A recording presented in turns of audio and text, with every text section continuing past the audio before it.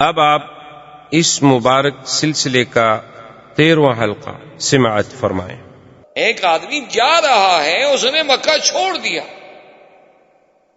تو اس کے چھوڑنے کے بعد پھر ایک تو پوری دنیا میں ہماری دلت ہو رہی ہے کہ مکے والے ایسے لوگ تھے کہ ان سے لوگ تنگ آ کے بھاگ رہے ہیں، اور دوسری بات یہ ہے کہ پھر ہم یہاں سے نکل کے جائیں، وہ جا رہا ہے اپنے بچوں کو لے کر، تو ہم جا کے مقابلہ کریں کو اچھے لگتے ہیں ہم۔ اور تیسری بات یہ ہے کہ جو چیلنج کر کے ہمیں گیا ہے کہ میں بیٹھا ہوں 2 دن کے لیے، تو آخر اسے بھی تو کسی کا سہارا ہے، ایسے تو نہیں چیلنج کر رہا، وہ اکیلا کیسے لڑ سکتا ہے ہم سب سے؟ معلوم ہوتا ہے اس کے ساتھ کچھ لوگ ہیں جو عین ٹائم پہ ظاہر ہوں۔ خیر انہوں نے ارادہ اپنا بدل دیا۔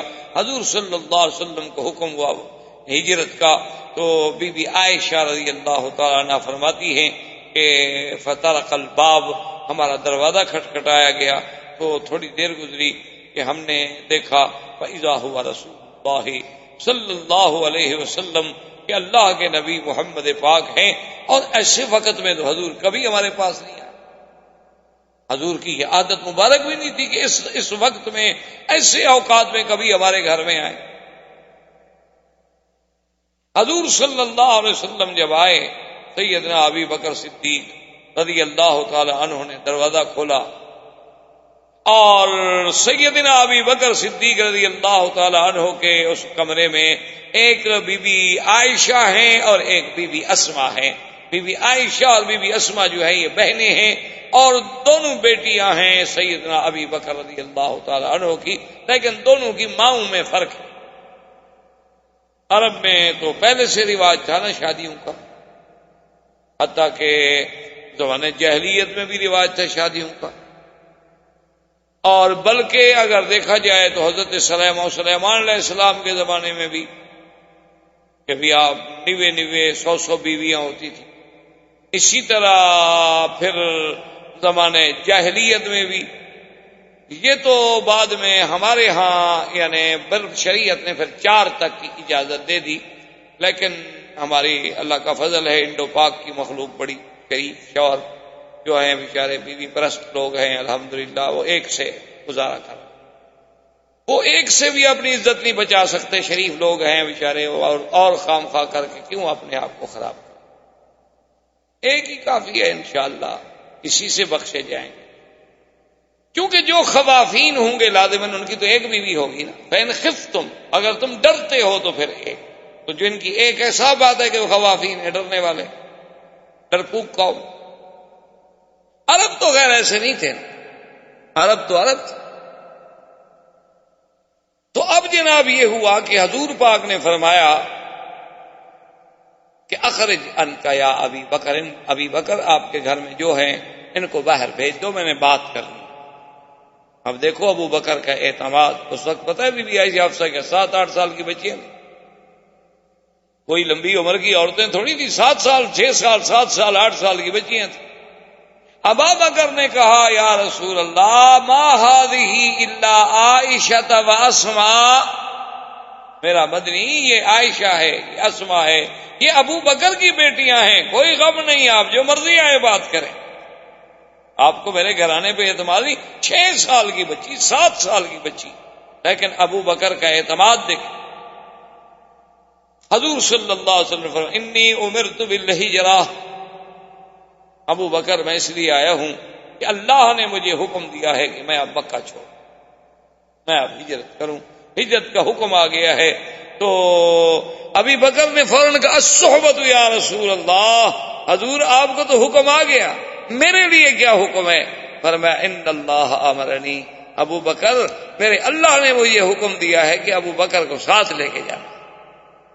فبکا ابی بکر، بی بی عائشہ کہتی ہیں میرے ابا روئے، اور اتنے روئے، فرماتی ہیں کہ ما رأیت احدا، میں نے زندگی میں نہیں دیکھا تھا کہ خوشی سے بھی کوئی روتا ہے، میں نے غم سے روتے ہوئے لوگ تو دیکھے تھے، لیکن مجھے یہ پتا نہیں تھا کہ آدمی کبھی خوشی سے بھی رو پڑتا، خوشی سے بھی آنسو نکل آتے ہیں، اتنا خوش ہوتا ہے کہ اس کے آنسو نکل آتے ہیں۔ ابا رو پڑے اور اس نے کہا کہ یا رسول اللہ صلی اللہ علیہ وسلم، خدا جانتا ہے میں نے تو 2 اونٹنیاں پال رکھی ہیں، اتنے عرصے سے گھاس کھلا رہا ہوں، اور میں نے تو ساری تیاری مکمل کر رکھی ہے ہجرت کی محمد عربی صلی اللہ علیہ وسلم، حضور صلی اللہ علیہ وسلم بڑے خوش ہوئے اور فیصلہ ہو گیا کہ ہم نے فلاں رات کو مکہ مکرمہ سے نکلنا ہے اور فلاں راستے سے نکلنا ہے، اور ابی بکر تم نے فلاں جگہ میری انتظار کرنی ہے، وہاں سے آ کے ہم نے پھر مل جانا۔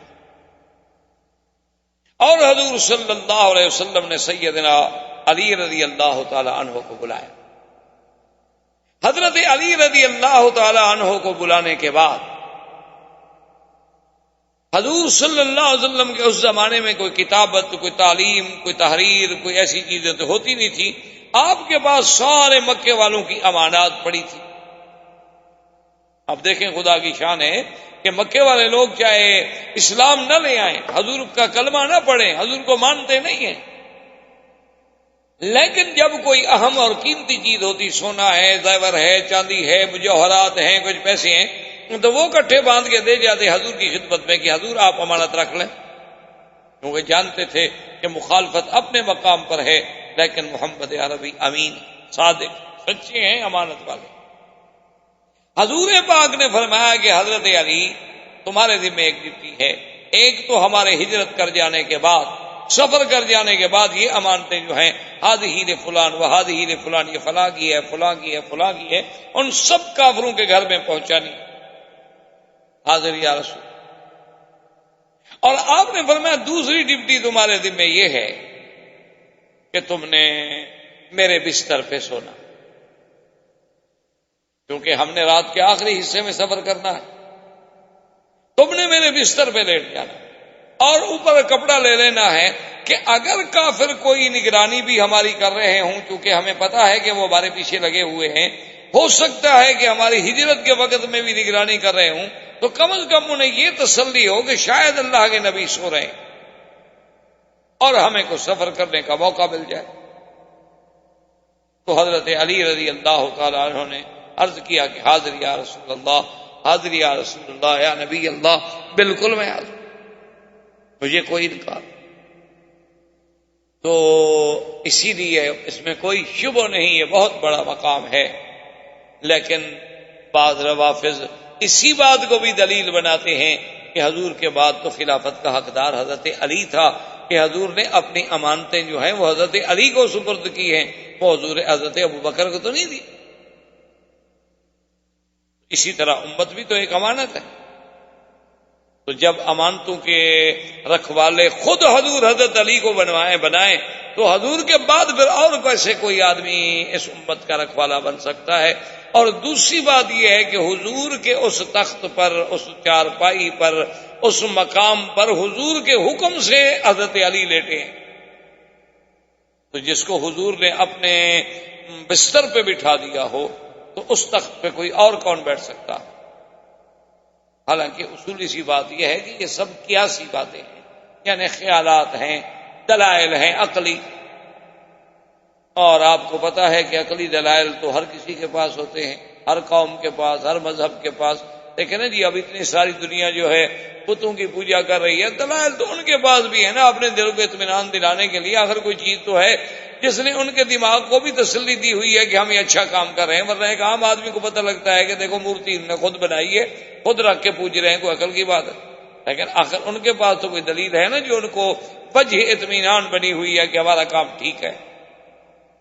ورنہ دلیل کا معنی ہمیشہ یاد رکھیں یہ ہوتا ہے کہ اللہ کا حکم کیا ہے، دلیل یہ نہیں ہوتی کہ تم عقل لڑاؤ، ایک بات ہمیشہ یاد رکھیں، ورنہ دلیل ہر باطل کے پاس ہو، ہر فرقے کے پاس دلیل ہوتی ہے، ہر غلط آدمی کے پاس بھی دلیل ہوتی ہے۔ اچھا آپ دو آدمی لڑ جائیں، ہر آدمی جس کے پاس جائیں گے آپ وہ کہے گا نہیں جناب اس کی زیادتی ہے، کمال کرتے ہیں آپ، اس کے پاس جائیں وہ کہے گا نہیں جناب اس کی زیادتی ہے، کمال کرتے ہیں آپ، وہ بھی دلیل دے گا، وہ بھی دلیل دے گا، دلیل تو ظالم کے پاس بھی ہوگی، مظلوم کے پاس بھی ہوگی۔ حالانکہ دلیل کا معنی یہ نہیں ہوتا، ہمیشہ یاد رکھیں، دلیل کا معنی یہ ہوتا ہے کہ اللہ اور اللہ کے رسول کا اس بارے میں کیا حکم ہے۔ اگر اللہ کے رسول کے بارے میں حکم نہ ملے تو پھر اجماع امت کس بات پہ ہے؟ اجماع امت نہ ہو تو پھر ہم قیاس کریں گے کسی دوسرے مسئلے پر. یہ چار چیزیں ہیں. یہ دلیل نہیں ہوتی کہ اپنا عقل لڑا لیں. اور اگر اپنا عقل لڑائیں تو میں آپ سے پوچھتا ہوں، ایک وہ آدمی ہے جس کو کافروں کی امانتیں ملی ہیں، اور ایک وہ ہے جس کو اللہ نے خود محمد مدنی امانت کے طور پر دیا ہے کہ اس کو ساتھ لے جاؤ. تو حقدار زیادہ کون ہے پھر؟ یعنی ایک آدمی تو ان چاندی سونے کی امانتوں کی حفاظت پہ رکھا گیا ہے، اور ایک آدمی کو خود نبی کے وجود کی امانت سپرد ہوئی ہے کہ ابو بکر یہ تمہارے سپرد ہے. پھر کس کی زیادہ فضیلت ہے؟ ایک آدمی حضور کے بستر پہ لیٹا ہے، اور ایک خود محمد مدنی جس کی گود میں لیٹا ہے. ان دو میں سے پھر افضل کون ہوگا؟ حضرت علی تو حضور کے بستر پہ لیٹے، اور حضور غار میں ابو بکر کی گود میں لیٹے ہیں. تو پھر آپ بستر پہ لیٹنے والا افضل ہوگا یا جو خود نبی کا بستر بن گیا ہے وہ افضل ہوگا؟ اس لیے عقلی دلائل کی بات نہیں ہوتی، اصل بات قرآن و حدیث کے دلائل کی ہوتی ہے. حضور صلی اللہ علیہ وسلم اللہ کے نبی، یہ سارا فیصلہ ہو گیا. حضور پاک کا گھر مبارک یوں سمجھ لیں جیسے یہ چھتا بازار ہے، غزہ ہے، ابھی یہاں بیت خدیجہ تھا. اور سیدنا صدیق کا گھر تھا جہاں ابھی شرکہ مکہ بنی ہوئی ہے، یہ تھی شار ابی بکر صدیق. اور یہاں پہلے ایک مسجد بھی آتی تھی، مسجد ابی بکر صدیق، اور وہی بیت ابی بکر صدیق تھا. تو حضور پاک نے فرمایا کہ میں اپنے گھر سے یوں چلوں گا اور تم اپنے گھر سے نکلو گے. تو آگے مسیال میں یہ طریق الہجرہ جو ہے، یہ جو قدئی کو راستہ جا رہا ہے، اسی راستے پہ ہم اکٹھے ہوں گے، اور پھر آگے ہم غار ثور پہ جائیں گے. اس کے بعد غار ثور میں رہیں گے، اور تمہارا نوکر، تمہارا غلام جو ہے عامر ابن فہیرہ، اس کے ذمے یہ ہوگا کہ وہ اپنی بکریاں اور اپنا ریوڑ لے کر اسی راستے سے صبح صبح نماز کے وقت میں ریوڑ نکالے گا، تاکہ جہاں جہاں ہم چلے ہیں ہمارے قدموں کے اوپر مال مویشی چل جائے گا، ہمارے پاؤں کے نشان بڑھ جائیں گے، تاکہ قریش ہمارے پاؤں ڈھونڈ نہ سکے. حضور صلی اللہ علیہ وسلم نکلے تو باہر 60 قبیلے کے آدمی جو تھے جی تلواریں لے کے کھڑے محاصرہ کر. اور حدیث پاک میں آتا ہے کہ حضور نے مٹی اٹھائی اور اس کے بعد فرمایا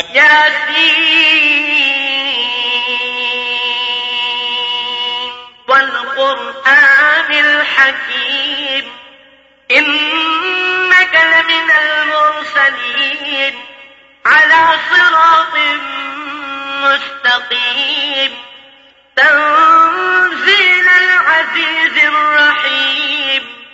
پڑھتے گئے حضور وجعلنا من بین ایدیہم سدا ومن خلفہم سدا فأغشیناہم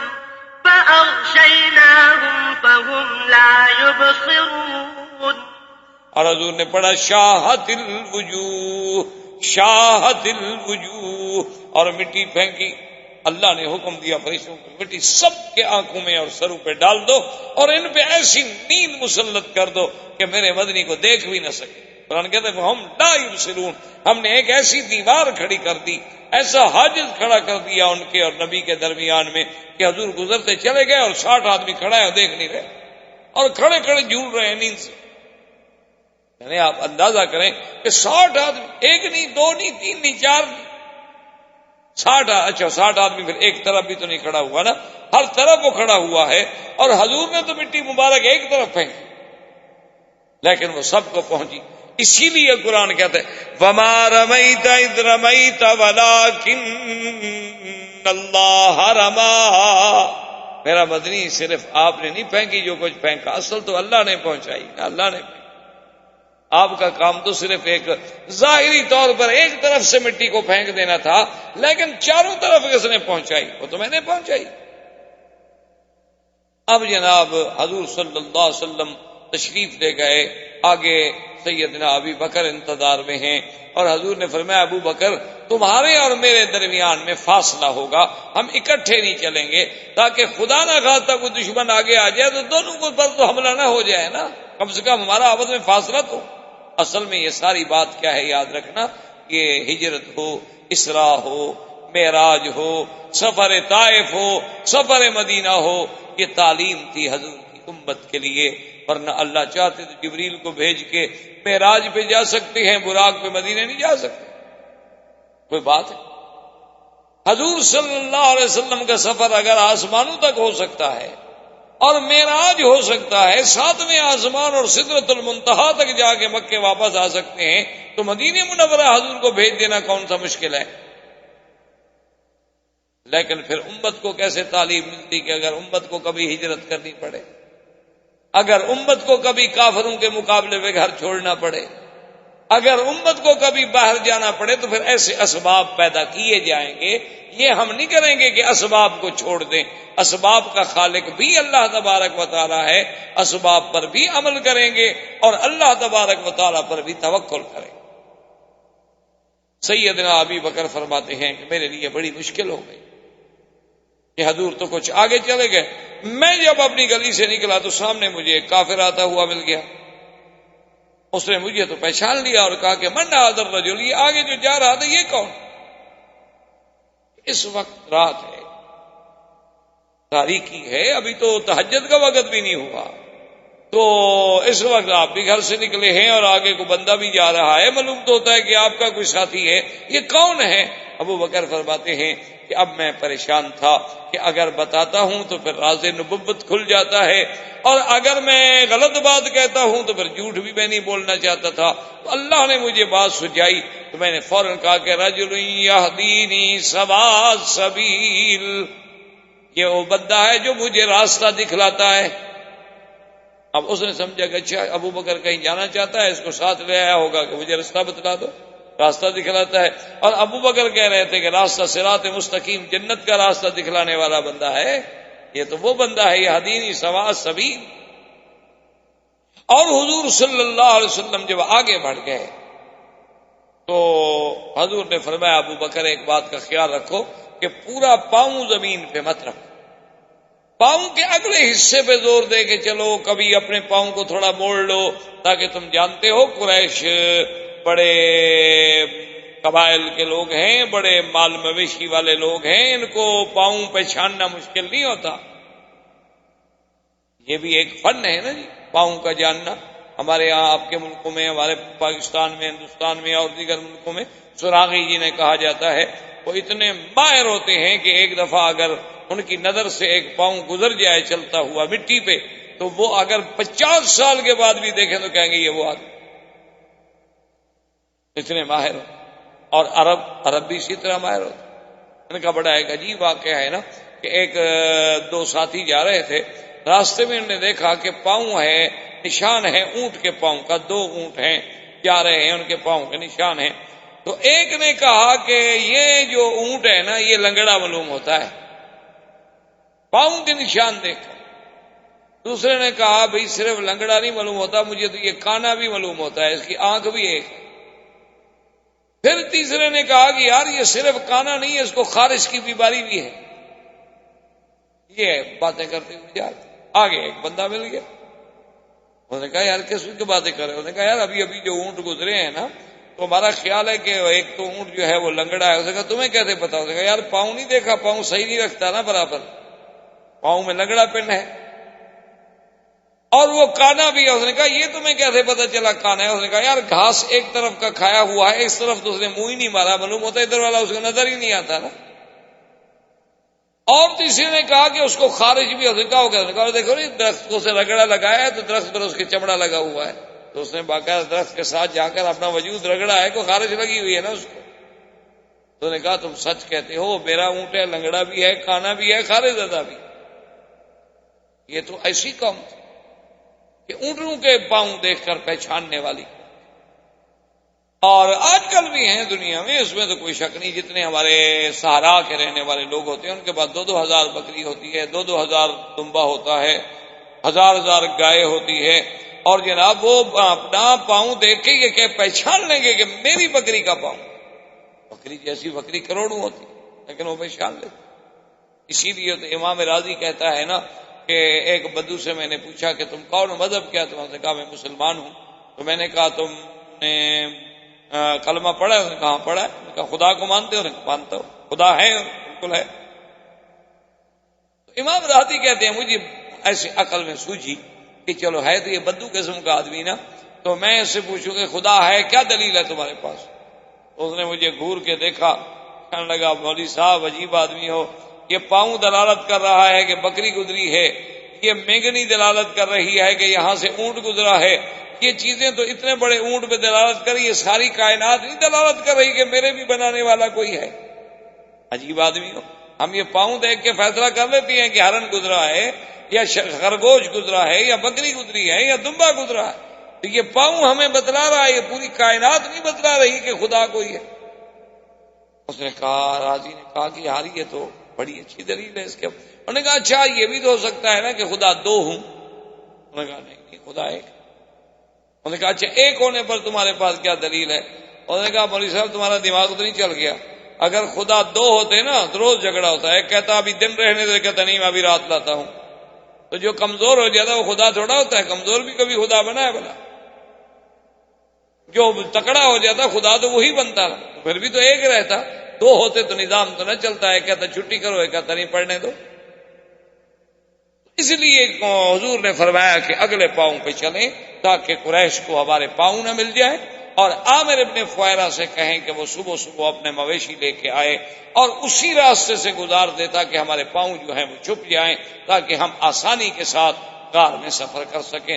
حضور صلی اللہ علیہ وسلم سفر کر رہے ہیں، اور ادھر جب کافروں کی ہوش آیا، آنکھیں کھلی، ایک آدمی سے کہا کہ بھی دیوار پہ ہاتھ کے اندر کیوں نہ جائے؟ وہ دیوار پہ چڑھا لیکن اتر آیا۔ اس نے کہا بات یہ ہے کہ حضور تو سو رہے ہیں۔ اس نے کہا پھر اندر تم کیوں نہیں گئے؟ اندر جاؤ۔ انہوں نے کہا دیکھو اگر ہم نے کسی کے گھر کے اندر چڑھائی کی نا تو قیامت تک تانا رہے گا کہ عورتیں گھر میں ہوتی ہیں، بچے گھر میں ہوتے ہیں، ہم نے ان کے گھروں میں حملہ کیا، ان کے گھروں میں داخل ہو گئے، یعنی کافر بھی اس گھر میں داخل نہیں ہوتا تھا کہ جہاں غیر عورت رہتی۔ کافروں کو بھی اتنی شرم تھی کہ جس گھر میں عورت ہو ہم اندر جائیں، باہر کھڑے رہیں گے لیکن بھی اندر نہیں۔ اب جب صبح ہو گئی، بالکل وقت ہو گیا صبح کا، فخرج علی رضی اللہ تعالی عنہ، حضرت علی نکلے۔ اب حیران پریشان کہ بھی اس وقت حضور بھی آتے تھے حرم، یہ تو حضرت علی جا رہے ہیں۔ حضرت علی تو کبھی یہاں ہوتے نہیں تھے۔ انہوں نے اس سے کہا بھی تم نے جو دیوار سے دیکھا تھا؟ اس نے کہا میں نے تو سوتے ہوئے دیکھا نا، کپڑا ڈال کے ایک آدمی سویا، مجھے کیا پتا حضرت علی سو رہے تھے کہ اللہ کے نبی سو رہے تھے۔ اب کھڑے ہیں، تھوڑی دیر گزری، دیکھا تو کوئی بھی نہیں۔ انہوں نے کہا بے وقوفو خرج محمد صلی اللہ علیہ وسلم۔ اچھا دوسرا کہ یار یہ میرے سر میں مٹی کہاں سے آ گئی؟ انہوں نے کہا کمال ہے، مٹی تو میرے سر میں بھی ہے، ہمارے سر میں مٹی کیسے آ گئی؟ اب 60 آدمیوں کے سر۔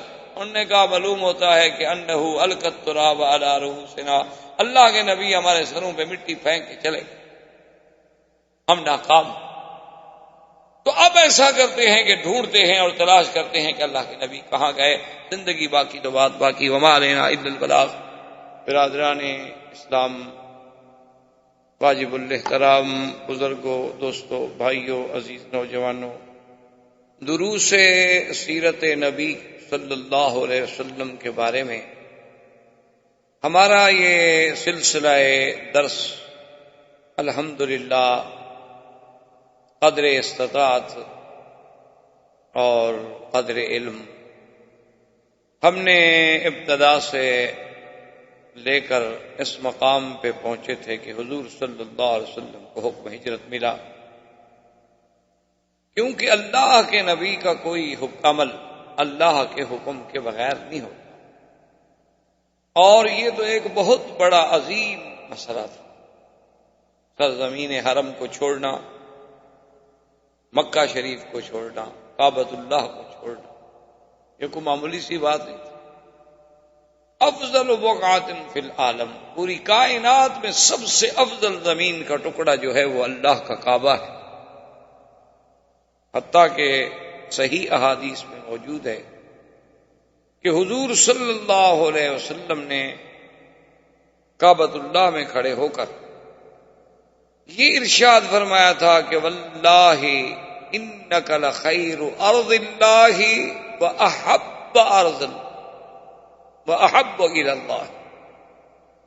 حضور نے کعبۃ اللہ کی طرف اشارہ کر کے فرمایا کہ اللہ کا کعبہ، مجھے اللہ کی قسم ہے کہ ساری کائنات میں سب سے بہتر اور سب سے زیادہ محبوب کی جو ہے اللہ کو وہ تیرا تو ہی ہے۔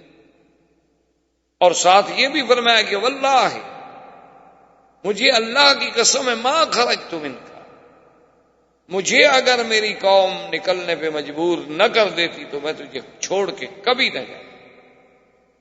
تو اللہ کے کعبے کو چھوڑنا، سرزمین حرم کو چھوڑنا، یہ کوئی معمولی سی بات نہیں کہ اللہ کے نبی کھڑے رو رہے ہیں۔ یہ تو اصل میں ایک مسئلہ ہے نا جی کہ قدر جوہر بدانن، کہ جوہر کا پتہ جوہری کو لگتا ہے۔ ایک عام آدمی کے سامنے ڈائمنڈ یا ایک پتھر میں کیا فرق ہے، لیکن جوہری اس کی قیمت کا اندازہ کرتا ہے۔ اسی لیے کعبۃ اللہ کی عظمتوں کا پتہ بھی ان لوگوں کو تھا جو اصحاب رسول تھے، ان لوگوں کو تھا جو اللہ کے نبی تھے، ان لوگوں کو تھا جو ائمہ محدثین و فقہاء اور اولیاء اللہ اور عباد صالحین تھے۔ اس گھر میں اور اس حرم میں یعنی ایک لمحہ جو ہے آدمی کے لیے، ایک ساعہ جو ہے آدمی کے لیے ساری زندگی اس کا مقابلہ نہیں کر سکتا۔ ہم تو مادیات کا شکار ہو کر یہاں آتے ہیں اور پھر ان معاملات میں اتنی کھو جاتے ہیں کہ ہمیں دوستوں کے لیے بھی ٹائم مل جاتا ہے، ہمیں پکنک کے لیے بھی ٹائم مل جاتا ہے، واک کرنے کے لیے بھی ٹائم مل جاتا ہے، لیکن حرم میں حاضر ہونے کو ٹائم نہیں ملتا۔ اصل بات یہ نہیں ہوتی، اصل یہ ہے کہ اللہ اتنا قریب رکھ کر بھی اپنے بندے کو اندر نہیں آنے۔ تو اللہ کا گھر ہے، اللہ کو کیا ضرورت؟ اللہ راضی ہوتے ہیں تو لوگ ہزاروں روپے خرچ کر کے آتے ہیں عمرے پر اور رات دن حرم میں پڑے ہوتے ہیں، طواف کر رہے ہوتے ہیں۔ اور ایسے لوگ بھی ہیں بد نصیب کے اللہ کے گھر میں رہتے ہیں، ملازمت ہے، نوکری ہے، جگہ ہے، رہائش ہے، گاڑی ہے، کار ہے، وسائل ہے، لیکن پھر بھی حرم میں نماز نصیب نہیں ہوتی، طواف نصیب نہیں ہوتا۔ تو ان چیزوں کا تحسر دنیا میں تو خیر کسی کو کیا محسوس ہوگا، اللہ والوں کو تو محسوس ہوتا ہے، ورنہ پھر ہر آدمی کو اس کا آخرت میں پتہ چلے گا کہ ہم نے اتنی بڑی نعمت کا کس انداز سے ناشکر۔ تو حضور سرکار دو عالم صلی اللہ علیہ وسلم نے جب ہجرت کا فیصلہ فرما لیا اور سرکار دو عالم صلی اللہ علیہ وسلم نے اس کی تقسیم کار ایسے کی کہ آپ نے سیدنا علی رضی اللہ تعالی عنہ کو فرمایا کہ تمہارے ذمے تو یہ ہوگا کہ تم میرے بستر پہ، میرے فراش پہ میری چادر اوڑھ کے سو جاؤ گے، تاکہ اگر دشمن دیکھنے کی کوشش کریں تو انہیں اطمینان ہو کہ اللہ کے نبی ابھی گھر میں ہیں اور ہمیں کچھ فاصلہ کرنے کا موقع ملے۔ اور سیدنا ابی بکر صدیق رضی اللہ تعالی عنہ سے یہ فرمایا کہ اللہ کا حکم ہے ابو بکر کہ میں نے تمہیں اپنے ساتھ لے جانا، تم نے میرے ساتھ چلنا ہے، لیکن اس انداز میں ہم نے چلنا ہے کہ اپنا ایک وقت معین ہوگا اور ہم فاصلے سے چلیں گے کہ میں آگے ہوں گا، آپ مجھ سے کچھ دور، اور آپ کا جو غلام ہے عامر ابن فہیرہ، اس کی یہ ڈیوٹی ہوگی کہ جو راستہ ہم نے اختیار کرنا ہے اس پر وہ اپنے مویشی جانور، بکریاں، گائے اور اونٹنیاں لائے گا تاکہ وہ پاؤں جو ہیں ہمارے چھپ جائیں۔ اور عبداللہ ابن ابی بکر کی یہ ڈیوٹی ہوگی کہ وہ ہمیں روزانہ کے معلومات جو ہے وہ پہنچائے گا کہ آج کیا ہوا، آج مکے میں کیا ہو رہا ہے۔ اور بی بی اسما کے ذمہ یہ لگایا گیا کہ تم نے ہمیں طعام پہنچانا ہے۔ یہ ساری تخطیط جو تھی، یہ ساری تنظیم جو تھی، یہ خود حضور سرکار دو عالم رحمت دو جہاں صلی اللہ علیہ وسلم نے خود فرمایا۔ اسی لیے علماء لکھتے ہیں کہ اول فدائی جو ہے میرے مدنی پاک کا اعتبار جان فدا کرنے کے، اس اعتبار سے وہ حضرت علی ہیں کہ اس موقف کو جانتے ہو کہ کافر کتنی دشمن، پھر بستر پہ لیٹ جانا یہ کوئی آسان بات نہیں تھی، یہ بہت بڑی قربانی تھی، بہت بڑی اللہ کے نبی سے محبت کی انتہا تھی کہ آپ نے جان داؤ پہ لگا دی۔ اور سیدنا صدیق رضی اللہ تعالیٰ عنہ کا تو اس سے بھی بڑا امتحان ہے کہ وہ امانت نبوت کو لے کے ساتھ چل رہے۔ سیدنا علی رضی اللہ تعالیٰ عنہ کے لیے تو خطر اس وقت تک ہے جب تک کہ کافروں کو ہو سکتا ہے پتہ نہ چلے وہ حملہ کر دیں، لیکن جب بات معلوم ہو جائے گی تو بات ختم ہو گئی کہ بھئی اللہ کے نبی تو چلے گئی ہے تو حضرت علی۔ لیکن سیدنا ابی بکر رضی اللہ تعالیٰ عنہ کا جو خطرہ ہے وہ تو سارا سفر میں ہے جب تک کہ حضور مدینے نہ پہنچ جائے، ان کے لیے تو پورا سفر قربانی۔ سرکار دو عالم صلی اللہ علیہ وسلم کے سفر کے لیے سیدنا ابی بکر صدیق رضی اللہ تعالیٰ نے عرض کیا کہ یا رسول اللہ میں نے تو 2 اونٹنیاں پہلے سے تیار کر رکھی اور انہیں بڑا کھلایا ہے پلایا ہے، بڑی تر و تازہ بڑی موٹی ہیں ماشاءاللہ، بڑی ہمت سے سفر کریں گی اور ہمیں کوئی تکلیف نہیں ہوگی، راستے میں سواری نہیں بدلنی پڑے گی۔ حضور نے فرمایا تم نے کیسے کر لیا؟ انہوں نے کہا رسول اللہ ایک تو میں نے خواب دیکھا تھا کہ ہم سفر جو ہے اکٹھے کر رہے ہیں، اور دوسرا مجھے یقین تھا کہ جب میں اجازت مانگتا ہوں ہجرت کی مکے سے جانے کی تو آپ مجھے اجازت نہیں دیتے، آپ کہتے ہیں کہ صبر کرو، سب کو تو اجازت مل رہی ہے۔ آپ نے فرمایا ابو بکر رضی اللہ تعالی عنہ بات ٹھیک ہے تم نے بہت اچھا کیا، لیکن میں تمہیں 1 اونٹنی کے پیسے ادا کروں گا۔ تو سیدنا صدیق رضی اللہ تعالی عنہ کہ یا رسول اللہ میرا تو سب کچھ میں نے تو اپنا سب کچھ لوٹا دیا ہے، تو اب 1 اونٹنی کے پیسے لے کے میں نے کیا کرنا ہے؟ حضور نے فرمایا نہیں ابو بکر یہ بات نہیں، اصل مسئلہ یہ ہے کہ میں اپنی ہجرت کے ثواب کو ناقص نہیں کرنا چاہتا تاکہ اس کا پورے کا پورا ثواب جو ہے وہ مجھے حاصل۔ اسی لیے یہ ضروری ہوتا ہے کہ آپ حج پہ جا رہے ہیں، آپ عمرے پہ جا رہے ہیں، آپ عبادت پہ جا رہے ہیں، تو بہتر یہ ہوتا ہے کہ ہر ساتھی اپنا حصہ ڈالے تاکہ اس کے ثواب میں کیوں کمی آئے۔ آج کل کے دور میں یہ بات جو ہے صرف ہم نے دیکھا ہے سنا ہے، چونکہ کبھی جانے کا اتفاق تو ہوا نہیں۔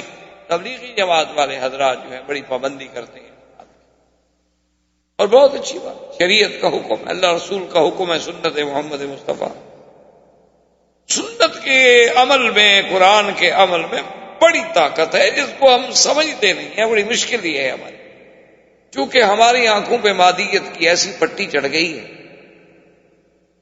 ہماری آنکھوں پر کفر نے اسباب ظاہرہ کی ایسی پٹی بٹھا دی ہے کہ ہماری آنکھوں میں صرف یہ اسباب ہی رہ گئے ہیں، مسبب الاسباب تک ہماری نظر ہی نہیں جاتی۔ اب آپ دیکھیں نا جی کہ کوئی تصور نہیں کر سکتا، یہ کوئی سوچ سکتا ہے کہ ایک جگہ صحابہ رضوان اللہ علیہم اجمعین نے کافروں کے علاقے پہ حملہ کرنا تھا تو کافروں نے اپنی فون نے بھیجا کچھ لوگوں کو جاسوس بنا کر کہ مسلمانوں کو پتہ کرو بھی کتنی تعداد ہے، کتنی عدد ہے، کتنا لشکر ہے، ان کے پاس کتنے اونٹ ہیں، کتنا گھوڑے ہیں، کتنے ہتھیار ہیں۔ اتفاق کی بات یہ ہے کہ وہ جاسوس ایسے وقت میں آیا کہ نماز کا وقت تھا، ندی کے کنارے پر صحابہ بیٹھے ہوئے تھے وضو کرنے کے لیے اور سب مسواک کر رہے، مسواک ایک سنت، دانت صاف کر۔ وہ جاسوس بڑے غور سے، چونکہ وہ تو دور سے دیکھ رہا تھا، دیکھتے دیکھتے واپس جب گیا تو اس نے اپنے لوگوں سے کہا، اس نے کہا کہ بھئی عدد تو مجھے سمجھ نہیں آتا کہ ان کا کتنا ہے، بہت تھوڑا سا عدد لگتا ہے، کوئی اونٹ گھوڑے بھی اتنے نہیں لگتے، لیکن یہ تو کوئی عجیب قوم ہے، خدا رحمت کرے، پتہ نہیں یہ آدم خور تو نہیں ہو، تو دانت تیز کر رہے۔ نے کہا اچھا، ہاں دیکھو نا اگر ایک آدمی کا دانت خراب ہو سکتا ہے، سب کے کیسے خراب تھے کہ ایک ہی وقت میں ایک ہی ٹائم پر ایک ہی کنارے پہ بیٹھ کے اور سارے ایک ہی لکڑی اور ایک ہی طرز پہ استعمال کر رہے ہوں۔ اللہ تبارک و تعالیٰ معاف فرمائے۔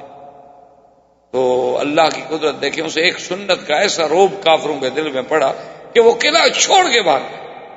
انہوں نے کہا کہ بھی پھر آدم خور مخلوق سے کون لڑ سکتا، یہ تو اچھی بات ہے، ایک معمول سے، اور لوگوں کو سنائیں تو ان کے لیے ایک تضحیق ہوگی، ضحوکہ ہوگا۔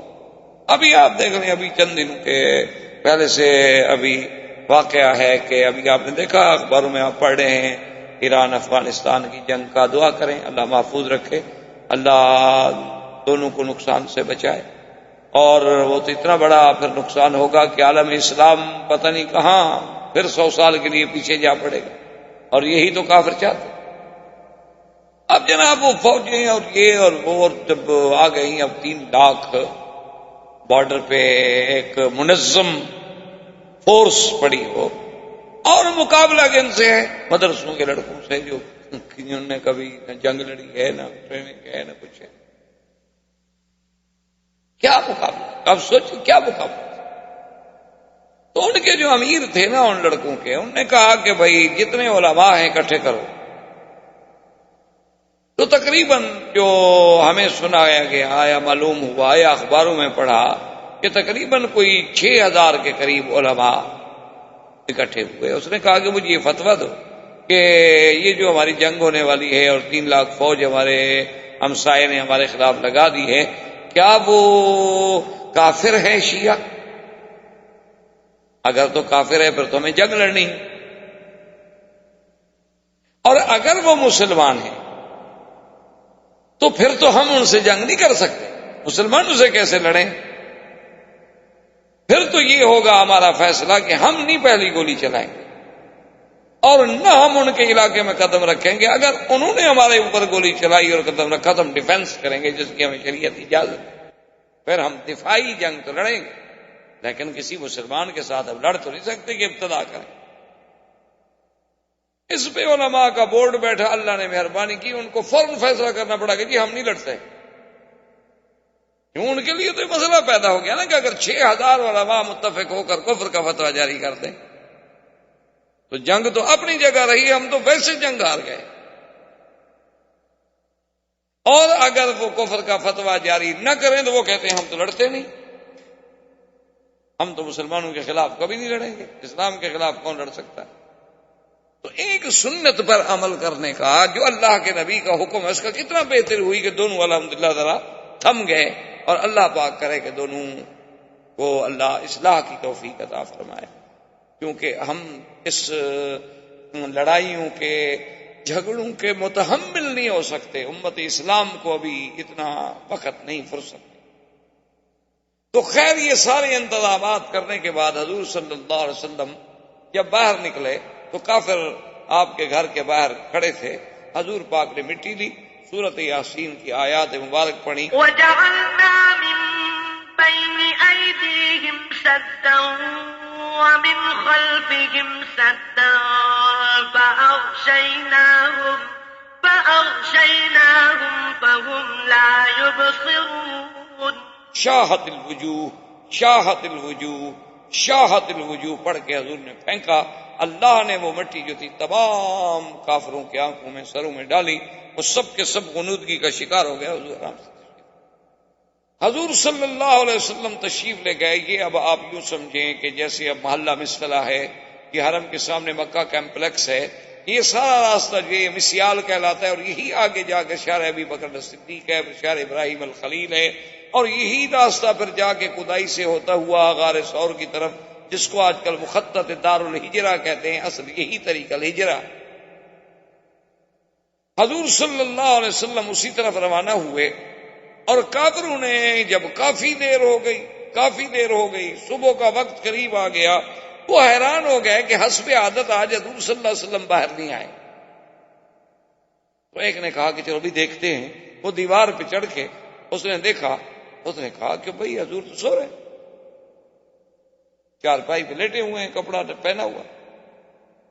اب دیکھیں کہ 60 آدمی، 60 نوجوان جنگجو قبائل کے آدمی اور بڑے معروف جنگی لوگ باہر کھڑے ہوئے ہیں، لیکن دشمن کے گھر میں داخل نہیں ہوتے، بھی اندر کود جاؤ۔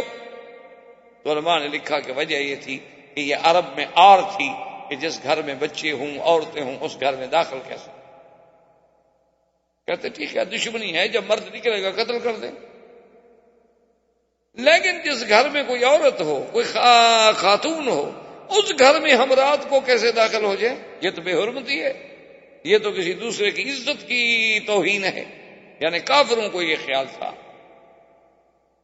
اب آپ خود اندازہ کر لیں کہ آج مسلمانوں کو بھی کیا یہ خیال ہے۔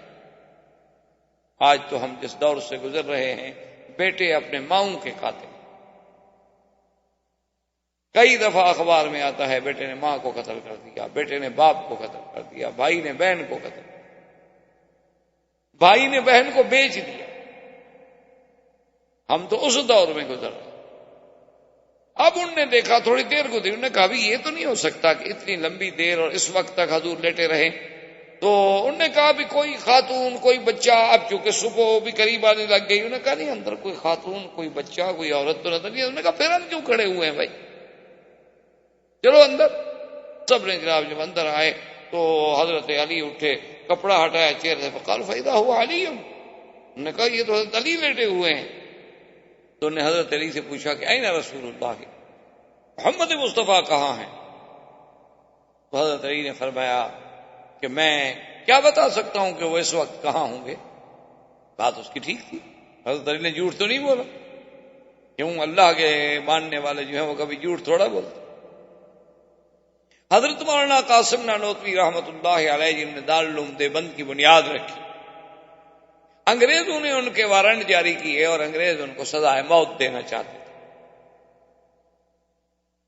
تو دوستوں نے انہیں مشورہ دیا کہ حضرت یہ بہت بڑا مسئلہ ہے اور کفر کی طاقت ہے، انگریز کی حکومت ہے، اور وہ اندر کے لوگوں نے ہمیں بتایا ہے کہ وہ آپ کو سزائے موت دینا چاہتے ہیں، آپ مہربانی کر کے چھپ جائیں.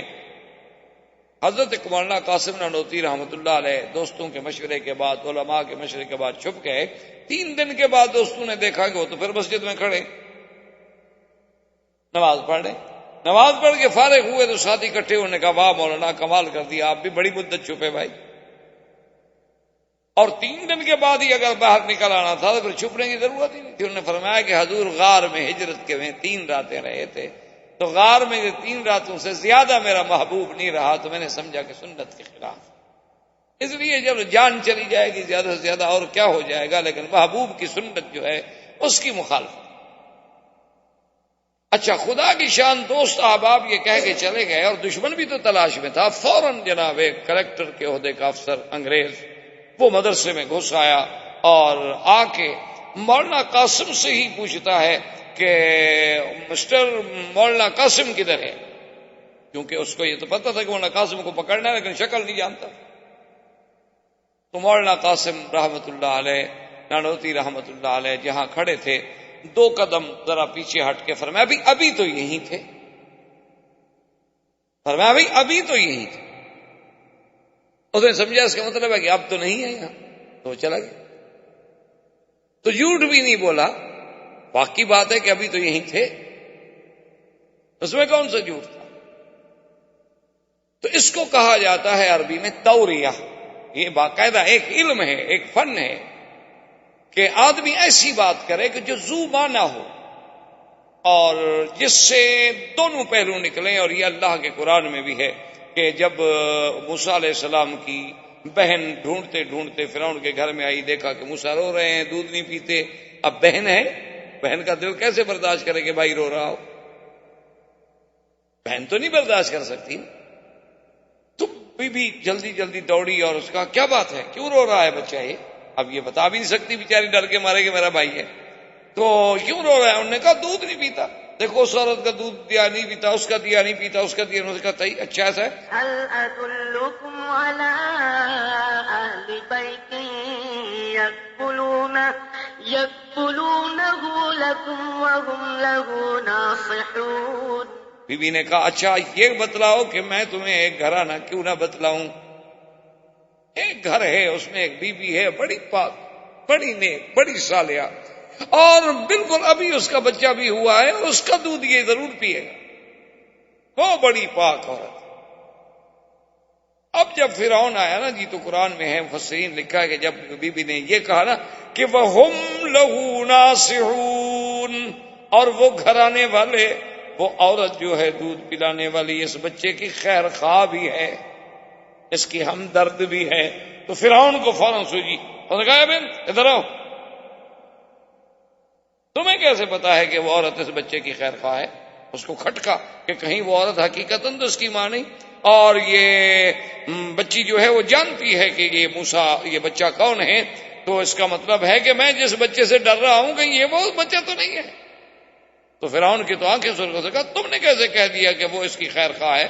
اس نے کہا فرعون تو نے سمجھا نہیں، لہو ناصحون، میرا مقصد یہ تھا کہ وہ اس کے خیر خواہ ہے، تیری خیر خواہ ہے. اب ضمیر کا مرجع ادھر بھی ہو سکتا تھا، ادھر بھی ہو سکتا تھا. کہ لہو اس کے لیے یا اس کے لیے؟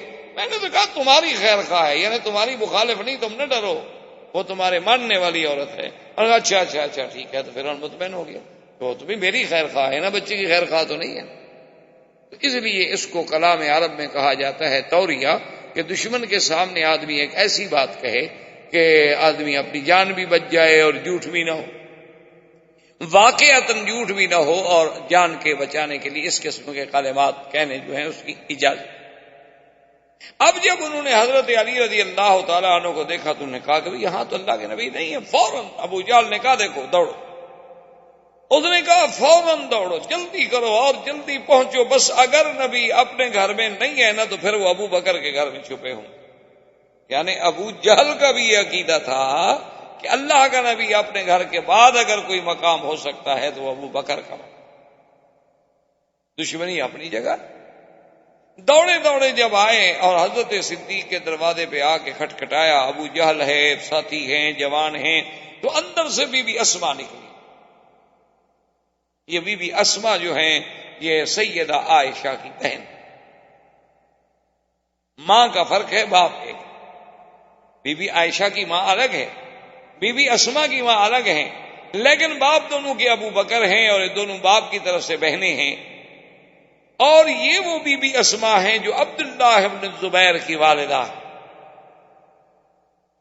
اور یہ وہ بی بی اسما ہیں کہ جن کی بہادری کا یہ عالم تھا کہ جن کو اللہ نے اتنی بہادری دی تھی کہ یہ 8 سال کی بچی تھیں جب حضور کا کھانا لے کے غار میں پہنچانے جاتی تھی۔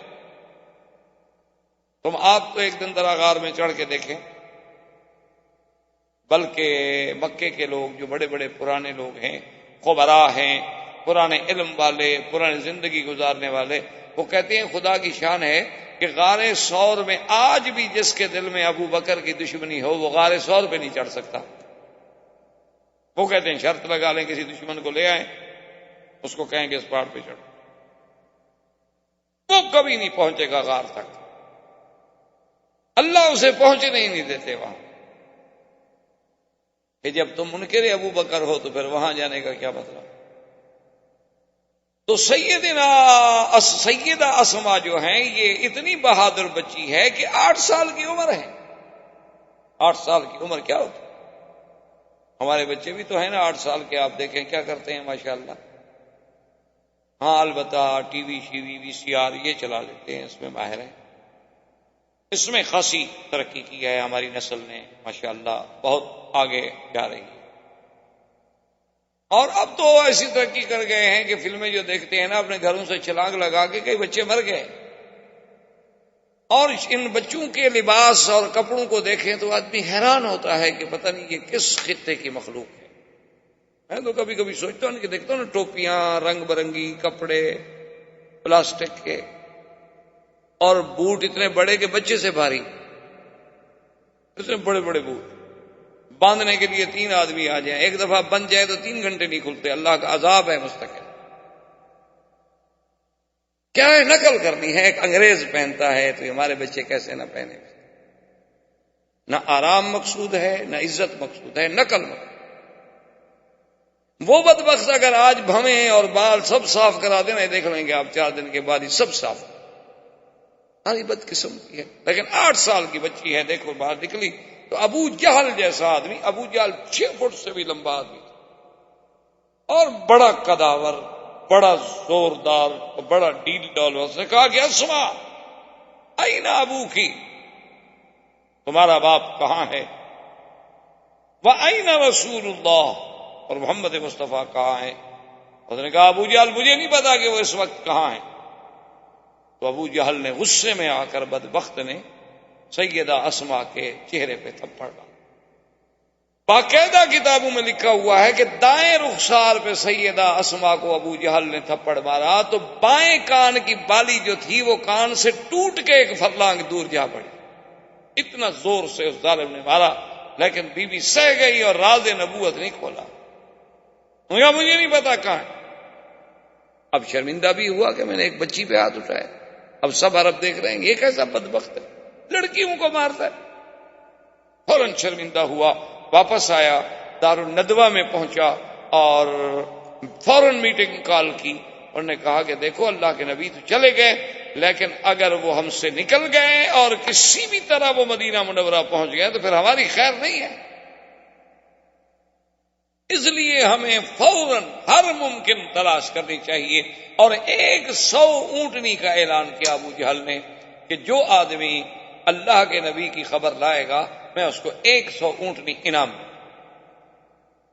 اب جناب کفار قریش دوڑ پڑے اور ادھر میرے بدلی آگے آگے جا رہے ہیں، سیدنا صدیق پیچھے جا رہے ہیں، اور جب غار کے پہاڑ کے قریب پہنچے، حضور تھوڑے سے اوپر چڑھے تو سیدنا ابو بکر کہتے ہیں کہ حضور کی انگلیاں مبارک میں خون بھر گیا، ان کے نازک بدن تھا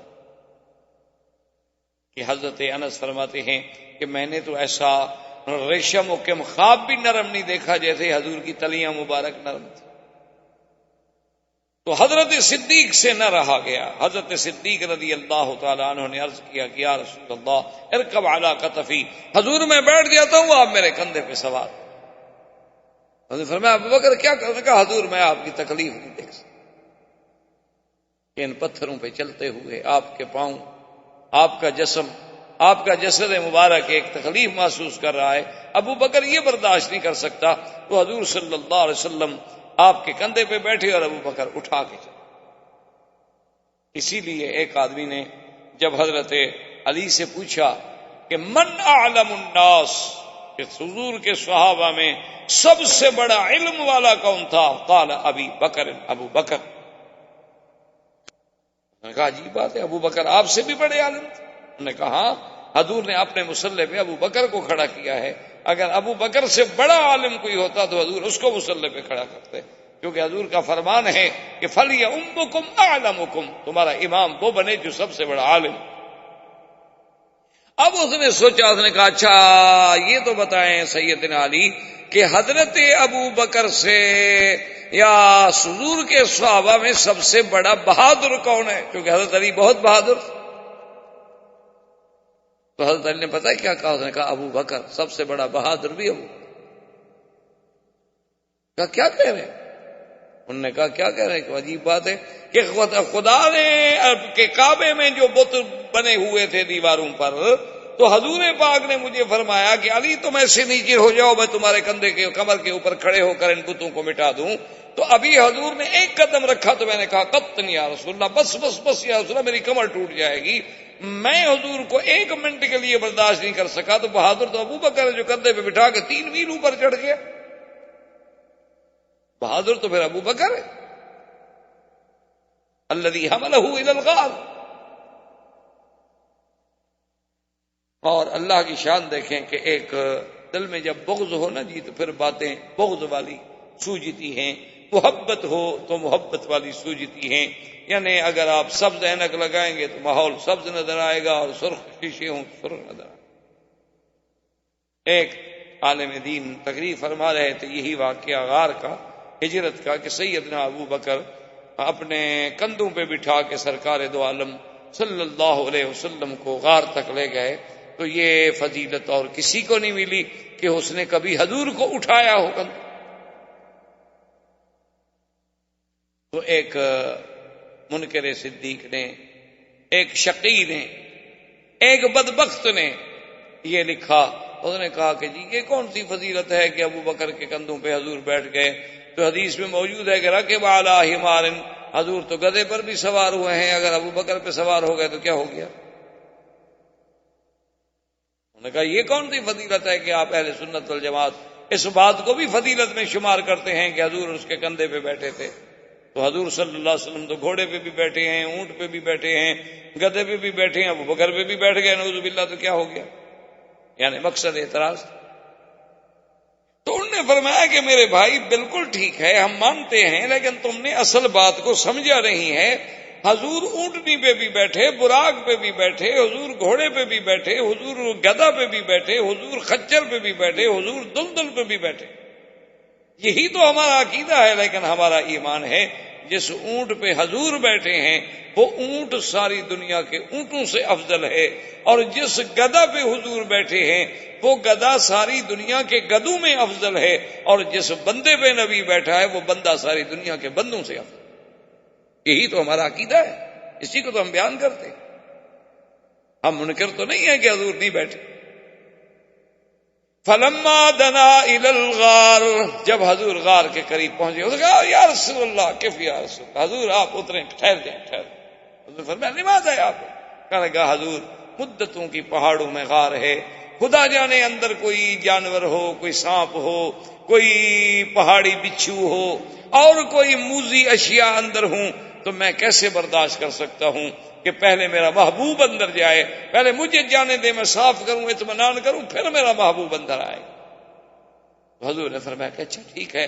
تو حضرت ابو بکر اندر تشریف لے گئے اور کپڑے سے پوری غار کو صاف کیا اور دیکھا کہ کہیں سوراخ ہے، کہیں کوئی چیز ہے، کہیں کوئی چیز ہے. غاریں پرانی سی غاریں تھی تو کہیں کپڑا پھاڑ کے اس میں دے دیا، کہیں کوئی چیز دے دی. بند کر کے اطمینان کرنے کے بعد اس نے عرض کیا ادخل یا رسول اللہ، اب حضور آپ اندر تشریف لائیے. تو علماء نے اس عمل سے ایک مسئلہ استنباط کیا. انہوں نے کہا کہ جب مکے کے جبل سور کی غار میں پہلے ابو بکر داخل نہ ہوں تو نبی داخل نہیں ہوتے، تو مسلمان کے دل والی غار میں بھی جب تک حب ابو بکر نہیں ہوگی تو حب رسول کبھی داخل ہو ہی نہیں سکتا. یہ اللہ کی حکمت ہے. جو ابو بکر کا منکر ہے وہ رسول کا منکر کہ فمن احبهم فبحبی احبهم ومن ابغضهم فببغضی ابغضهم. میرے آقا نے فرمایا کہ جو صحابہ سے محبت کرتے ہیں وہ دراصل صحابہ سے محبت نہیں، وہ میری محبت ہے، جو میرے صحابہ، اس لیے محبت ہے نا.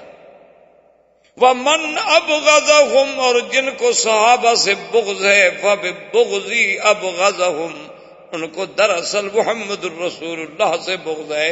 صحابہ کا تو بہانہ کرتے ہیں، اصل تو اللہ کے نبی سے بغض. اب جناب کفار قریش کے جو وہ گروپ بن گئے، تم ادھر بھاگو ادھر بھاگو، تلاش کرو تلاش کرو، اور جناب جہاں جاتے ہیں کوئی نشان ہی نہیں ملتا. کیونکہ وہ تنظیم ایسی تھی نا کہ جب صبح ہونے سے پہلے تو عامر ابن فہرہ مال لے گئے، اور جہاں جہاں حضور پاک کے قدم تھے، ابو بکر کے قدم تھے، اوپر مال چلا گیا، خلاص نشان مٹ گئے. لیکن ڈھونڈتے ایک گروپ جو ہے وہ عین غار ثور پہ پہنچ گیا. جب وہاں پہنچا وہ گروپ، اب کتابوں میں مختلف باتیں ہیں. بعض لوگ کہتے ہیں، بعض روایات میں یہ بھی ہے کہ ایک عنکبوت نے، عنکبوت کہتے ہیں مکڑی،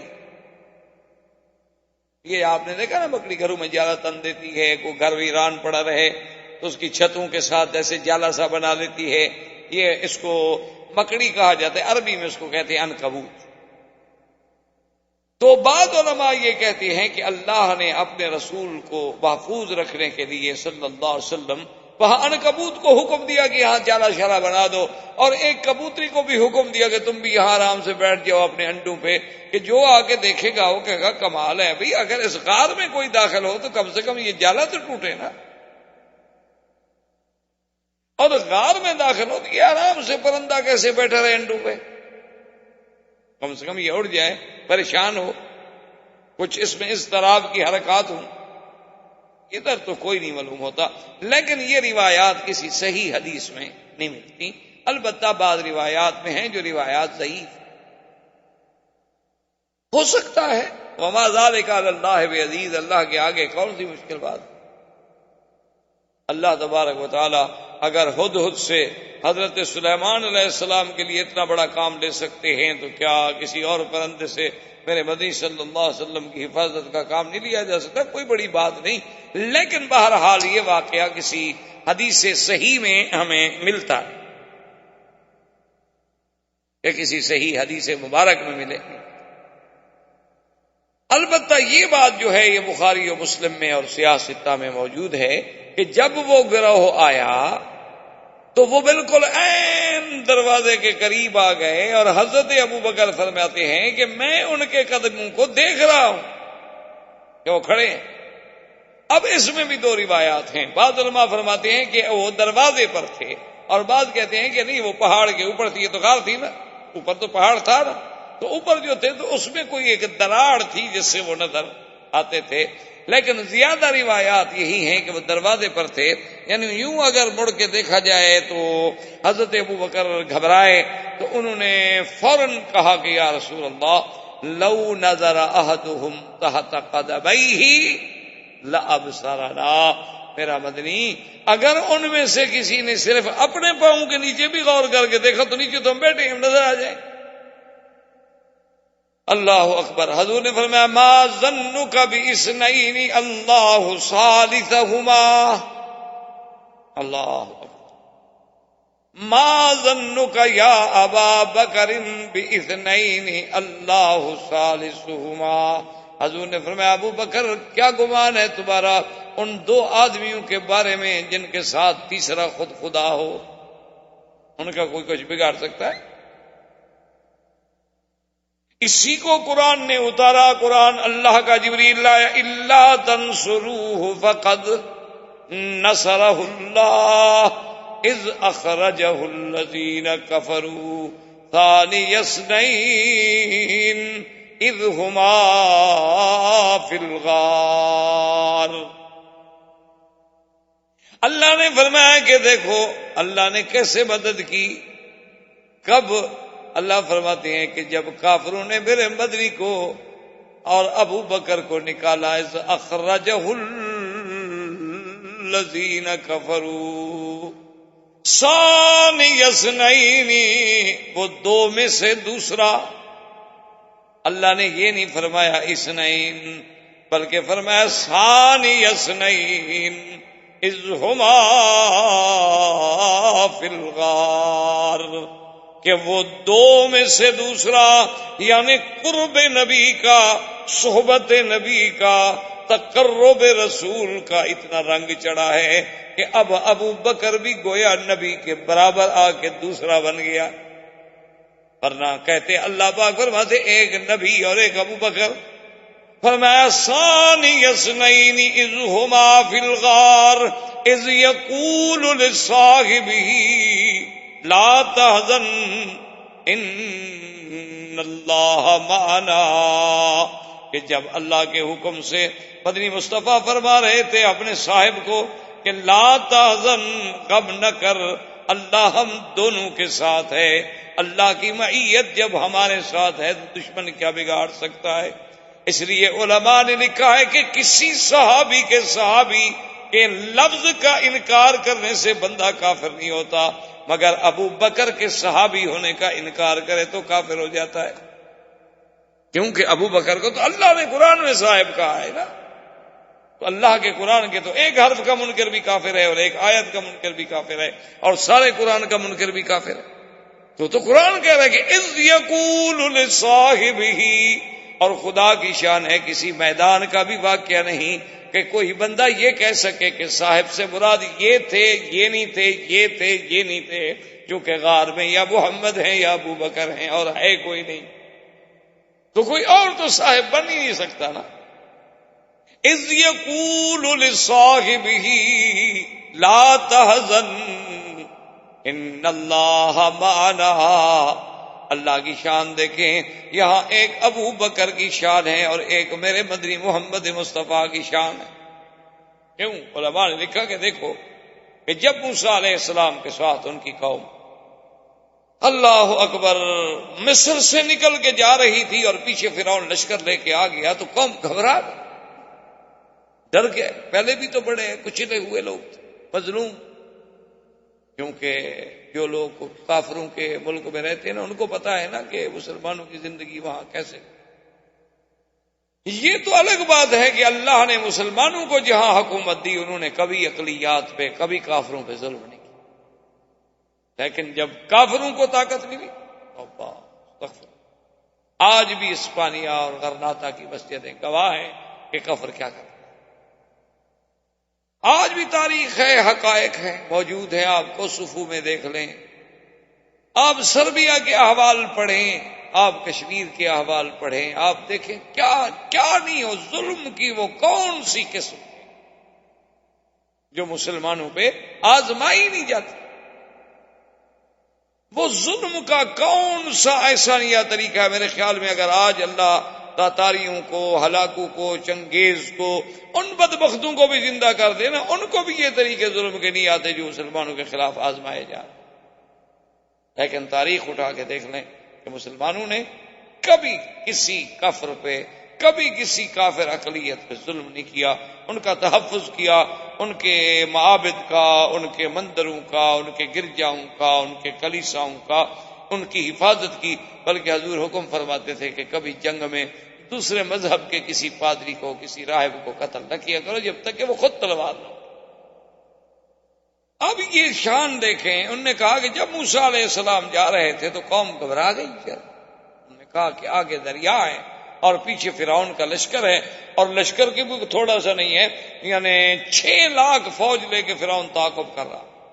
تو موسیٰ علیہ السلام کے پاس آئے، انہوں نے کہا کہ جی ہم تو مارے گئے، آگے جاتے ہیں دریا ہے، دریا پہ کوئی پل نہیں، کوئی کشتی نہیں، کوئی قصہ نہیں، اور اگر ٹھہرتے ہیں تو ہم کیا مقابلہ کر سکتے ہیں، 6 لاکھ کی فوج آ رہی ہے فرعون کی۔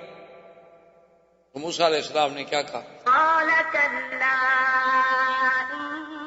إن معي ربي سيهدين فرمایا قوم مت ڈرو، میرا رب میرے ساتھ ہے، مجھے راستہ دکھلائیں۔ انہوں نے کہا یہی فرق ہے موسیٰ اور محمد مصطفیٰ کا، کہ موسیٰ علیہ السلام نے کہا میرا اللہ میرے ساتھ ہے، لیکن یہ شان کرم ہے محمد پاک کا۔ انہوں نے فرمایا ان اللہ معنا، ابو بکر اللہ ہم دونوں کے ساتھ ہے۔ انہوں نے یہ نہیں کہا کہ صرف میرے ساتھ ہے۔ تو یہ شان رحمت کی علامت۔ اب جب حضور نے تسلی دی تو ابو بکر کو تسلی آئی کہ جب اللہ کا نبی کہہ رہے ہیں تو صاف بات ہے کہ اللہ کا نبی تو کوئی بات ایسے نہیں کہتے جب تک اللہ وحی نہ بھیجیں، اللہ خبر نہ کرے۔ لیکن افسوس ہے، بدقسمتی ہے ہماری کہ ایسے ایسے فرقے بھی پیدا ہو گئے کہ جنہوں نے حقائق کو مسخ کر ڈالا۔ انہوں نے باقاعدہ کتابوں میں لکھا ہے کہ دراصل ابو بکر نے شور کر دیا، رونے لگ گیا، بظاہر تو وہ نبی کو نعوذ باللہ دھوکہ دے رہا تھا کہ میں آپ کی محبت میں، آپ کے غم میں رو رہا ہوں، اور اندر سے ابو بکر کا مقصد یہ تھا کہ دشمن جو باہر کھڑے ہیں وہ میرے رونے کی آواز کو سنیں اور اندر آ کر اللہ کے نبی کو پکڑ لیں۔ انہوں نے تو شور مچایا تھا۔ لیکن خدا کی قدرت دیکھو کہ 1400 سال گزر گئے، اس وقت تو وہ شور کافروں نے نہیں سنا، اگر سنتے تو چھوڑ دیتے بھلا، لیکن انہوں نے نہیں سنا۔ ان نے 1400 سال کے بعد ان کے ذاکروں نے شور سن لیا۔ مکے والوں نے جو غار کے اوپر کھڑے تھے وہ تو نہیں سن پائے۔ اگر انہوں نے رونا شور تھا اور وہ شور سن لیا ہوتا تو وہ کب چھوڑ دیتے تھے۔ اور اسی لیے خدا کی شان دیکھیں، وہ تو علام الغیوب ہے نا، علیم بذات صدور ہے۔ اللہ نے فرمایا لا تحزن، یاد رکھو 2 لفظ ہیں قرآن میں، ایک ہے لا تخف اور ایک ہے لا تحزن، ایک ہے ڈرو نہیں، ایک ہے غم نہ کرو۔ ان دونوں میں بہت بڑا فرق ہے۔ جب آدمی کو اپنا ڈر ہو تو وہاں ہوتا ہے کہ بھئی مت ڈرو، جیسے موسیٰ علیہ السلام کو اللہ نے حکم دیا کہ تمہارے ہاتھ میں کیا ہے؟ اللہ میاں لکڑی، فرما گراؤ، پھینکو، پھینک کے سام پر گاؤ، بھاگے موسیٰ علیہ السلام۔ اللہ فرمایا خذھا ولا تخف، موسیٰ علیہ السلام پکڑو لکڑی، ڈرو شرو نہیں، خیر ہے، یہ تو معجزہ ہے، ہم نے سام بنایا، ابھی لکڑی ہم بنا دیتے ہیں۔ تو موسیٰ کو اپنا ڈر تھا تو اللہ نے فرمایا لا تخف۔ اور اللہ نے اسی موسیٰ کی اماں کو فرمایا کہ جب دشمنوں کو پتہ چل جائے تیرے بچے کا، وَأَوْحَيْنَا إِلَىٰ أُمِّ مُوسَىٰ أَنْ أَرْضِعِيهِ فَإِذَا خِفْتِ عَلَيْهِ فَأَلْقِيهِ فِي الْيَمِّ وَلَا تَخَافِي وَلَا تَحْزَنِي إِنَّا رَادُّوهُ إِلَيْكِ وَجَاعِلُوهُ مِنَ الْمُرْسَلِينَ۔ اللہ نے فرمایا کہ موسیٰ کی اماں اپنے بچے کو دودھ پلا کے صندوق میں بند کر کے ڈرو نہیں دریا میں ڈال لو، لا تخافی، تم اپنا بھی کوئی ڈر نہ کرنا، تمہاری بھی ہم حفاظت کریں گے، ولا تحزنی، اور موسیٰ کا بھی ڈر نہ کر، غم نہ کر، اس کا بھی کوئی فکر نہ۔ انا رادوہ الیک، ہم موسیٰ کو تمہاری طرف لوٹائیں گے، وَجَاعِلُوهُ مِنَ الْمُرْسَلِينَ، اور ہم موسیٰ علیہ السلام کو مقام رسالت بھی عطا فرمائیں گے۔ تو اللہ نے یہاں بھی کیا فرمایا؟ اللہ نے فرمایا اِذْ يَقُولُ لِصَاحِبِهِ لَا تَحْزَنْ، میرا مدنی اپنے سنگی کو، ساتھی کو، صاحب کو کہہ دے کہ وہ تیرا غم نہ کرے۔ وہاں بھی ابو بکر کو غم تھا تو محمد مصطفیٰ کا تھا، نہ اپنا فکر تھا نہ غم تھا۔ اللہ نے لا تخف نہیں فرمایا بلکہ لا تحزن کا لفظ فرما کر ہمیشہ کے لیے دشمنوں کا منہ بند کر دیا۔ حضور صلی اللہ علیہ وسلم غار میں ہیں اور پوری کفر کی طاقت جو ہے نا جناب وہ تلاش میں ہے، لیکن اللہ کی شان ہے کہ ایسا نظم ہے اور یہ سعادت ملی تو صرف صدیق کے گھرانے کو ملی ہے کہ غار کا ساتھی ہے تو ابو بکر ہے، اور سارے دشمنوں کی خبریں لانے والا ہے تو عبداللہ ابن ابی بکر ہے، ابو بکر کا بیٹا ہے، اور نقش مٹانے والا ہے تو ابو بکر کا غلام عامر ابن فہیرہ ہے، اور طعام پہنچانے والی ہے تو ابو بکر کی بیٹی ہے، اور راز نبوت کے لیے مار کھانے والی ہے تو وہ ابو بکر کی بیٹی ہے، جس کو اللہ اتنی نعمتیں دے اس کی شان میں کون کمی کر سکتا؟ یہ تو ہماری کم عقلی ہے، ہمارے ان دوستوں کی کم عقلی ہے کہ جن کو آج تک اصحاب رسول کی عظمت اور مقام جو ہے وہ سمجھ نہیں آ سکتا۔ روزانہ باقاعدہ تنظیم سے عبداللہ ابن ابی بکر جا کے حال پہنچاتے ہیں کہ یا رسول اللہ آج کافروں نے یہ کیا یہ کیا یہ کیا۔ عامر ابن فہیرہ مال چراتے چراتے نقصان مٹاتے ہیں اور 7 بکریوں کا دودھ پہنچا دیتے ہیں۔ بی بی اسما کھانا پہنچا دیتی ہیں عامر ابن فہیرہ کو، اور عامر ابن فہیرہ آگے کھانا پہنچا دیتے ہیں، اور ایک دلیل ہے راستہ دکھلانے والا وہ یہودی ہے۔ اسی لیے علماء نے لکھا کہ اگر اللہ چاہتے تو جو خداوند قدوس معراج کی رات میں بیت المقدس کو اٹھا کے اللہ کے نبی کے سامنے کر سکتے ہیں تو کیا مدینے کا راستہ نہیں دکھلا سکتے؟ حضور صلی اللہ علیہ وسلم کے لیے مدینے کا راستہ کھول دینا کوئی مشکل بات ہی، سارا مدینہ سامنے کر دیں، لیکن امت کو سبق دینا تھا کہ اگر کوئی راستے کے امور میں، کسی جہاد رانی میں، کسی راستے کی سفر کی معلومات کے لیے، دنیاوی علوم حاصل کرنے کے لیے اگر یہودی نصرانی کافروں سے معاملہ کیا جائے تو کوئی منع نہیں۔ اس لیے جو دلیل تھا جس کے ذمے تھا کہ تم نے ہمیں خفیہ راستے سے مدینہ منورہ پہنچانا ہے وہ کافر تھا۔ اچھا خدا کی شان ہے کہ وہ کافر بھی اتنا پکا تھا کہ اس نے آخر وقت تک غداری نہیں۔ آج کا کوئی مسلمان ہوتا ہے تو بڑا اعلیٰ سودا کرتا ابو جہل سے، کیونکہ آج کل تو مسلمان ماشاءاللہ مانا یہی ہوتا ہے نا کہ ہر بات پہ کمیشن، ہر بات پہ سودا، تو اس نے بھی غداری نہیں۔ اب حضور صلی اللہ علیہ وآلہ آلہ واصحابہ وسلم تسلیما کثیرا کثیرا 3 راتیں رہنے کے بعد غار سے اب کافر تو تھک گئے۔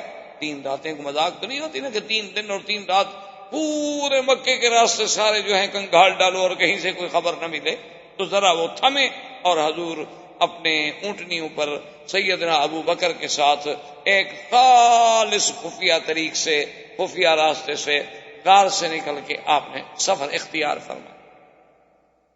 اور صحیح حدیثوں میں واقع آتا ہے کہ یہ سفر ہوتے ہوتے ہوتے ہوتے جب حضور صلی اللہ علیہ وسلم، آج بھی آپ اگر مکے سے مدینہ منورہ جائیں نا اپنی گاڑیوں پر بے روڈ جائیں تو آپ نے دیکھا ہوگا کہ آپ یہی روڈ جو ہے طریق الہجرہ یا طریق المدینہ لے کے نکلیں تو آگے رابق سے پہلے جدے سے راستہ آتا ہے اور وہاں یہ مکے والا راستہ بھی جا کے مل جاتے ہیں، پھر آگے جا کے ایک راستہ یوں آ رہا ہے اور ایک یوں جا رہا ہے، یوں آگے جا کے مل گئے۔ حضور پاک تو پہاڑوں سے آ رہے تھے نا، یہ جو راستے میں وادیاں ہیں جیسے وادی عثفان ہے، وادی قدید ہے، یہ ساری وادیوں کے قریب قریب پہاڑوں سے گزرتے ہوئے، کیونکہ اس زمانے میں اونٹوں کا سفر ہے، وہ کاریں ہیلی کاپٹر تو نہیں تھے۔ جب حضور صلی اللہ علیہ وسلم اس راستے پہ پہنچے جو راستہ سیدھا مکے سے آ رہا تھا، تو حضرت ابو بکر صدیق فرماتے ہیں فبکا رسول اللہ صلی اللہ علیہ وسلم، حضور رونے لگ گئے، آنسو مبارک آ گئے داڑھی مبارک پہ۔ حضرت صدیق نے عرض کیا کہ یا رسول اللہ کیا بات ہے، آپ کیوں اداس، کیوں رو رہے ہیں، مجھے بتائیں۔ حضور نے فرمایا کہ ابو بکر انی اتذکر مکہ، یہ مکے کی سڑک دیکھ کر مجھے مکہ یاد آ گیا۔ حقیقت ہے، عجیب بات ہے، آپ نے پتہ نہیں کبھی سوچا ہوگا نہیں سوچا ہوگا، خدا کی شان ہے، آدمی جب باہر جاتا ہے نا، کبھی اپنے وطن میں پاکستان یا ہندوستان یا اپنے ملک میں یا باہر، یقین کریں کہ ایک دفعہ میں خود سفر کر رہا تھا تو میں نے ساتھی سے کہا کہ میں نے کہا یار کوئی ریڈیو شیڈیو لگاؤ، سفر کر رہے ہیں، نیند کا اثر ہے، تو ریڈیو لگایا نا جی، تو مکے کی قدرت سے وہ اسٹیشن لگا، محطہ لگا، تو اذان آ رہی تھی حرم کی۔ میں نے کہا یار بس ٹھیک ہے، جلسے ولسے چھوڑو، مجھے تو ایئرپورٹ پہ پہنچاؤ بس، ٹھیک، میں پہلی فلائٹ سے واپس بھیج۔ کہا کمال کرتے ہیں، ہم اتنے اعلان کر چکے ہیں، اشتہار دے چکے ہیں، اللہ کی مخلوق تو انشاءاللہ آپ تو خیر مکہ شریف پہنچ جائیں گے، لیکن ہمیں تو جمرۃ العقبہ بنا دیں گے، اتنے پتھر ماریں گے جتنے حاجی نہیں مارتے شیطان، ہمارا کیا گناہ ہے۔ میں نے کہا یار آپ کا گناہ تو خیر کوئی نہیں، لیکن بات یہ ہے کہ اذان سن کر وہ جو منظر ہے اللہ کے گھر کا، وہ جو نماز، وہ جو کعبۃ اللہ کے حضور حاضری، کہ ہم جیسے گندے لوگ ہوں اور کعبے کے سامنے کھڑے ہوں، وہ منظر جب آدمی کو یاد آتا ہے نا، خدا جانتا ہے پھر وہ مزہ نہیں آتا دوسری جگہ نمازوں۔ یہ تو ہم گناہ گاروں کی کیفیت ہے، اللہ والوں کو تو پتہ نہیں کیا کیا کیفیت ہے جو اہل اللہ ہوں گے۔ تو حضور پاک پہ کیا گزری ہوگی جب مکے کی سڑک آئی، تو کیسے نہ روئیں حضور صلی اللہ علیہ وسلم مکے کو یاد کر کے۔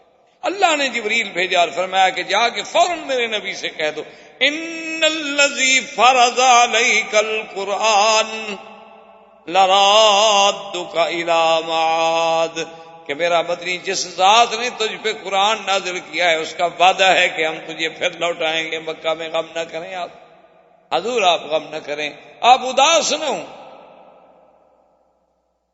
اب علماء کہتے ہیں کہ اللہ نے یہ کیوں کہا کہ ان الذی فرض علیک القرآن، یہاں قرآن کے ذکر کرنے کی کیا حکمت تھی؟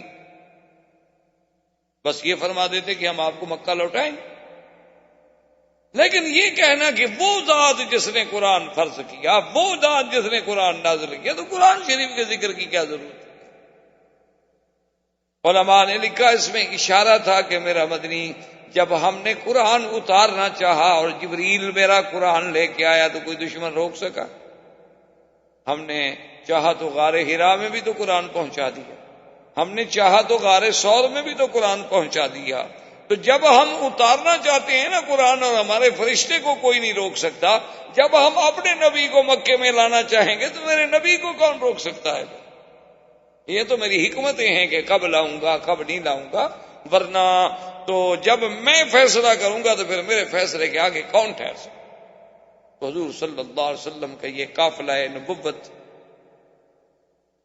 یہ قافلہ رسالت اور قافلہ صداقت اور یہ قافلہ ہجرت جو ہے وہ مدینے کی طرف رواں دواں تھا۔ اللہ آپ کو بھی اور مجھے بھی اتباع سنت رسول پاک صلی اللہ علیہ وسلم کی توفیق دیں۔ وما علینا الا البلاغ۔ احباب کرام، اس کے بعد اب آپ اس مبارک سلسلے کی CD نمبر 14 سماعت فرمائیں۔